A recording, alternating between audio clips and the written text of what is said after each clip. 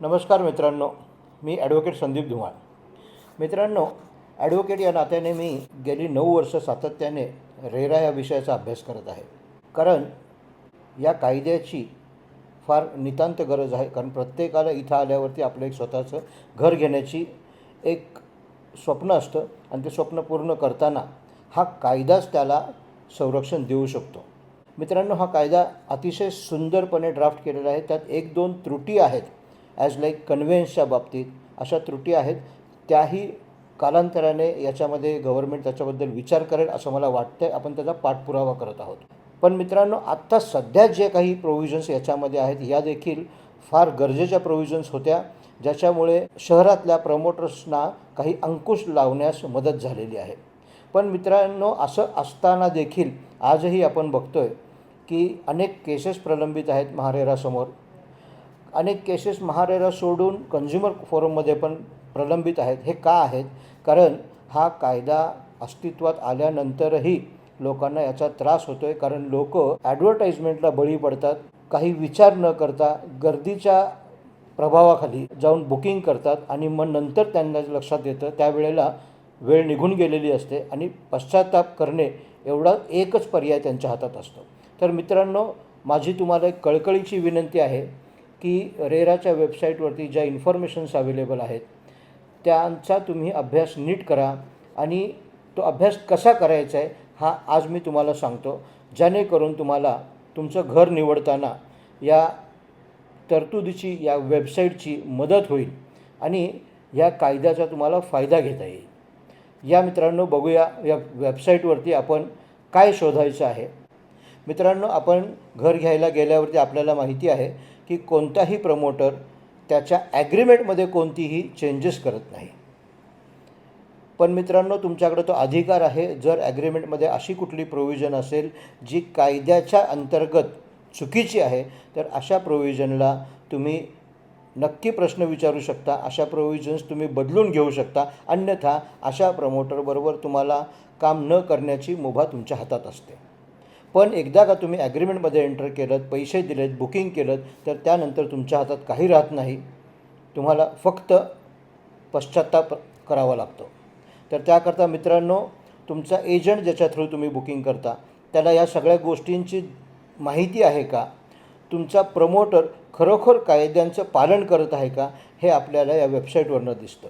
आणि मित्रांनो, काही अंशी हेही लक्षात आलेलं आहे की रेरा काही गोष्टींचा नाहक एवढा आवापोह करत आहे की जेणेकरून सामान्य माणसाच्या मनात संभ्रम होत आहे. हे मी का सांगतो आहे? तर रेराने असे कित्येक प्रोजेक्ट ॲबेन्समध्ये टाकलेले आहेत ज्यांचा ॲबेन्समध्ये जाण्याचा तसा काही संबंध नाही. त्याच्यावरती वेगळं शासन करून रेरा त्या बिल्डरवरती अंकुश लावू शकतं. पण विनाकारण ते ॲबेन्समध्ये दिसल्यामुळे लोकांच्या मनात, ज्यांनी ऑलरेडी बुकिंग केलं आहे त्यांच्या मनात संभ्रम पैदा होतो आणि भीतीचं वातावरण निर्माण होतं. आणि हे भीतीचं वातावरणामधून ते ॲबेन्समधून काढण्यासाठी फार काळ लागतो, वेळ लागतो आणि मग त्यातून काय घडत असेल हे मला वेगळं सांगायची गरज नाही. तर मित्रांनो, या वेबसाईटचा कसा अभ्यास करायचा ते आपण बघूया. मित्रांनो, हे आहे होम पेज महारेराच्या वेबसाईटचं आणि माझ्या मते सर्व राज्यांच्या रेराच्या वेबसाईटमध्ये महारेराची वेबसाईट ही फार चांगली आहे, इझी आहे. मित्रांनो, वेबसाईटमध्ये तुम्हाला आज माहिती घ्यायची आहे घर घेण्याच्या आधी, ती तुम्हाला इथे होम बायर्स टॅबवरती मिळते. होम बायर्स टॅबवरती गेल्यावर तुम्हाला इथे रजिस्टर्ड रिअल इस्टेट प्रोजेक्ट बघायचे असतात. यासाठी तुम्हाला प्रोजेक्टचं नाव माहिती पाहिजे किंवा त्याचा रजिस्टर्ड नंबर माहिती पाहिजे. तर तुम्ही इथे इन्फॉर्मेशन इझिली आणि मोजक्या प्रोजेक्टची बघू शकता. जर तुम्हाला एखाद्या एरियामध्ये किती प्रोजेक्ट रजिस्टर्ड आहेत हे बघायचं असेल तर तुम्ही मॅपवरती देखील बघू शकता. तर आज आपण बघणार आहोत इथं रजिस्टर्ड रिअल इस्टेट प्रोजेक्ट्सची माहिती कशी करून घ्यायची. इथे क्लिक केल्यावरती तुम्हाला हे असं पेज ओपन होतं आणि या पेजवरती गेल्यावर तुम्हाला इथे एकतर प्रोजेक्टचं नाव किंवा प्रोजेक्ट रजिस्ट्रेशन नंबर टाकायचा असतो किंवा इकडे तुम्ही पिनकोड टाकला तर त्या पिनकोडमध्ये जेवढे प्रोजेक्ट्स आहेत तेवढे तुम्हाला दिसतील. त्याकरता पहिल्यांदा प्रिसाईज इन्फॉर्मेशन घ्या की तुम्ही कुठल्या एरियामध्ये प्रोजेक्ट बघत आहात, तुमच्या प्रोजेक्टचं नाव काय आहे, 4-5 जे शॉर्टलिस्टेड प्रोजेक्ट असतील आणि त्यांचा रजिस्ट्रेशन नंबर काय आहे. मित्रांनो, महारेराने याच्यामध्ये एक प्रोव्हिजन केलेली आहे QR कोडची. माझ्या हिशोबाने त्या प्रोव्हिजनचा फार काही उपयोग नाही आणि फक्त दंड वसूल करण्यासाठी ती प्रोव्हिजन असल्याचं माझं मत आहे. कारण आपण घर घेत आहोत, आयुष्याची कमाई त्याच्यामध्ये लावणार आहोत. QR कोड स्कॅन करून आपण काय माहिती घेणार आहोत आणि एवढ्या तुटपुंज्या माहितीवरती जर निर्णय घेतला तर 100% धोक्याची घंटा आहे असं मला वाटतं. तर मित्रांनो, इथे तुम्ही आता मी हा जो प्रोजेक्ट घेतलेला आहे हा स्पेसिफिकली यासाठी घेतला आहे की हा एक छोटा प्रोजेक्ट आहे. याच्यामध्ये जवळजवळ बुकिंग सगळे झालेले आहेत. त्याकरता याचं मार्केटिंग मी करतो असं कोणाला वाटू नये. आपला उद्देश फक्त माहिती कशी गोळा करायची या बाबतीत आहे, मार्केटिंग केलेलं नाही. कृपया याचा अभ्यास आपण स्वतः करावा, आपल्या वकिलाशी संपर्क साधावा, त्याला या बाबतीत माहिती द्यावी आणि मग निर्णय घ्यावा. तर मित्रांनो, हा प्रोजेक्टला क्लिक केल्यावरती हा प्रोजेक्ट नंबर माझ्याकडे आहे. मी इथे क्लिक केलं, मला खाली इन्फॉर्मेशन आली की हा प्रोजेक्ट कोणता आहे. हा असा आहे, याचा हा प्रमोटर आहे. हा कुठे आहे तर महाराष्ट्रात पुणे जिल्ह्यात आहे. ह्याला शेवटचं मॉडिफाय यांनी आत्ता रिसेंटली केलेलं होतं जानेवारी महिन्यात. हे मला इकडे दिसतं आहे. याचं सर्टिफिकेट कोणतं आहे तर ते मला सर्टिफिकेट इथे बघायला मिळतं. या सर्टिफिकेटमध्ये यांचे किती युनिट्स रजिस्टर्ड आहेत हे मला इकडे दिसतं. यांचं एक्सपायरी कधीची आहे, म्हणजे हे व्हॅलिड सर्टिफिकेट कधीपर्यंत आहे तर 29/7/2025 पासून ते 31/10/2028 हे व्हॅलिड आहे. हा तो QR कोड आहे ज्याला स्कॅन करून तुम्हाला बऱ्याचशा इन्फॉर्मेशन मिळतात, पण त्या इन्फॉर्मेशन तुटपुंज आहेत असं माझं मत आहे. तर त्याकरता इथे प्रॉपर या पेजवरती इथे गेला तर तुम्हाला व्ह्यू डिटेल्स आहेत.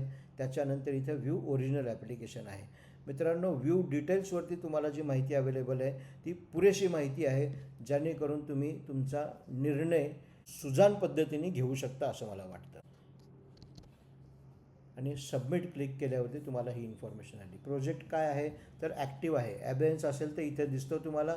सर्टिफिकेट डाउनलोड करायचं असेल तर इकडे आहे. इथे कोणत्या ऑथॉरिटीच्या अंडर हा प्रोजेक्ट येतो तर पिंपरी चिंचवड म्युन्सिपल कॉर्पोरेशन याचे प्लॅन सँक्शन केलेले असावेत, हे तुम्हाला माहीत असलं पाहिजे. या प्रोजेक्टचा लँड एरिया किती आहे, जे FSI मिळतो त्याच्यावरती जे आत्ता सँक्शन प्लॅन आहे तो किती आहे तो इथे दिलेला आहे. इथे तुम्हाला फक्त आत्ताचे सँक्शन प्लॅनचा एरिया दिसतो आणि तो सँक्शन प्लॅन तुम्हाला खाली बघता येतो. मित्रांनो, हा प्रोजेक्ट कोणत्या प्रकारचा प्रोजेक्ट आहे, ह्या प्रमोटरची ही जागा स्वतःची विकत घेतलेली आहे का या प्रमोटरच्या ह्याच्यामध्ये अजून कोणी लँड ओनर आहे, तर हे तुम्हाला इथे बघता येतं. तुम्हाला हा प्रमोटर दिसतोय. इथे अदर दॅन प्रमोटर जर कोण असेल ते इकडे दिसेल तुम्हाला. ते इथे क्लिक केल्यावरती तुम्हाला बघता येतं. इथे तुम्हाला प्रोजेक्टचा ॲड्रेस दिसतो. इथे तुम्हाला प्रोजेक्टचे डिटेल्स दिसतात. हा GSTN नंबर आहे. हा प्रोजेक्टचा ऑफिशियल ॲड्रेस आहे. मित्रांनो, याच्यामध्ये हे जे कोण पार्टनर्स आहेत ते पार्टनर्स दिसतात तुम्हाला. प्रमोटर लँड ओनर ही डॉक्युमेंट लायब्ररी आहे. या डॉक्युमेंट लायब्ररीमध्ये तुम्ही गेल्यावरती तुम्हाला इथे काही इम्पॉर्टंट फॉर्म्स असतात, ते फॉर्म्स दिसतात. इथे प्रमोटर लँड ओनर आहे. इथे प्रमोटर लँड ओनर मध्ये तुम्हाला कोण लँड ओनर्स आहेत हे सगळं दिसतं. त्याच्यानंतर इथे यांनी जो डिक्लेरेशन फॉर्म बी दिलेला असतो, एक ॲफिडेविट असतं, ते तुम्हाला इथे पाहता येतं.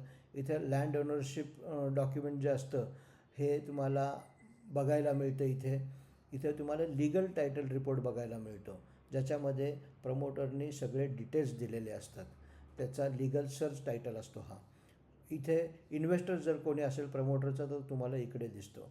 जर प्रमोटर्सचे कुठल्याही ह्या प्रोजेक्ट लँड संदर्भात लिटिगेशन्स पेंडिंग असतील तर ते तुम्हाला इथं बघायला दिसतात.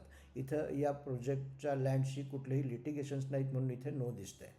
मित्रांनो, त्याच्यानंतर इथे हे प्रोफॉर्मा अलॉटमेंट लेटर असतं. बेसिकली या अलॉटमेंट लेटर या मॉडल ॲग्रीमेंटचा संदर्भ यासाठी घ्यायचा आहे की ॲग्रीमेंटमध्ये कोणत्या गोष्टी महत्त्वाच्या आहेत, कोणत्या टाकायच्या आहेत, कोणत्या नाहीत, हे तुम्हाला इथून स्टँडर्ड ॲग्रीमेंटमधून दिसतं. त्याच्यानंतर तुम्ही इथे गेलात तर इथे डिस्क्लोजर ऑफ इंटरेस्ट दिसतो की बाबा याच्यामध्ये कुठला दुसऱ्या प्रोजेक्ट रजिस्टर्ड होते का, तर ते तुम्हाला इकडे दिसतात. त्यानंतर ही बिल्डिंग डिटेल आहे. ही बिल्डिंग सँक्शन किती फ्लोअर आहेत, तर 16 फ्लोअर सँक्शन आहेत. Total number of sanction habitable floor किती आहेत, तर 12 आहेत. सँक्शन अपार्टमेंट किती आहेत, तर 21 आहेत. CC issued up to number of floors 16 floor. हे अशी ही सगळी म्हणजे हे 16 फ्लोअर म्हणजे याच्यामध्ये डेफिनेटली हॅबिटेबल जर 12 आहेत तर 4 फ्लोअर पार्किंगचे आहेत, हे आपल्याला कळते इथून.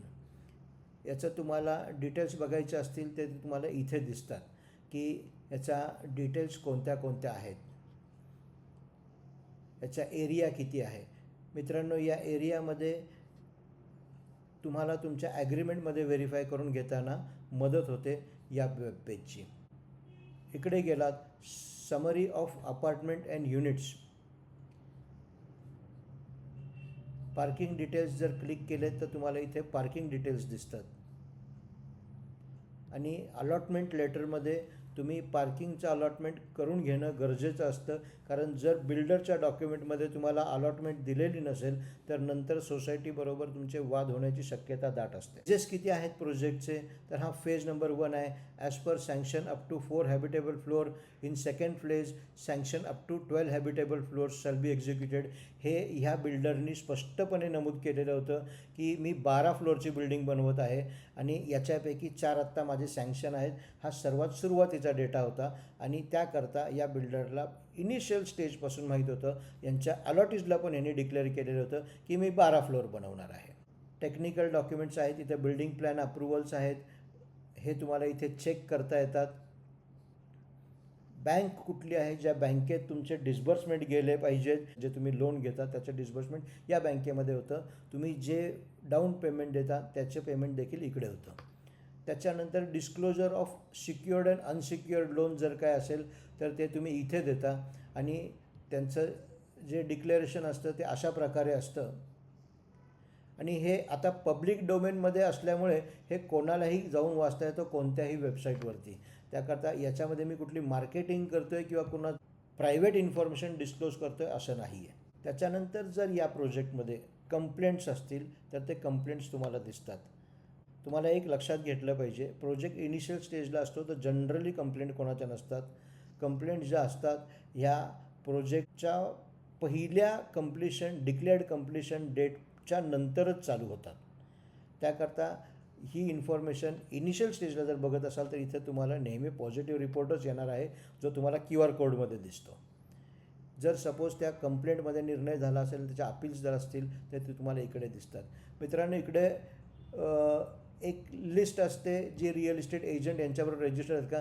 जनरली या लिस्टमध्ये कोणी टाकत नाही, कारण असं काही जरुरी नाही आहे रेरा ॲक्टप्रमाणे की त्या प्रोजेक्टमध्ये बुकिंग घेताना इथं लिस्टमध्ये जे नाव आहे त्याच एजंटकडनं घ्यावं असं कुठलंही कंपल्शन नाही. कंपल्शन फक्त एवढं आहे की जर कोणत्या एजंटच्या थ्रू तुम्ही बुकिंग करत असाल तर तो एजंट रेराकडे रजिस्टर्ड पाहिजे. या प्रोजेक्टकडे रजिस्टर्ड असेल नसेल त्याची काहीही आवश्यकता नाही.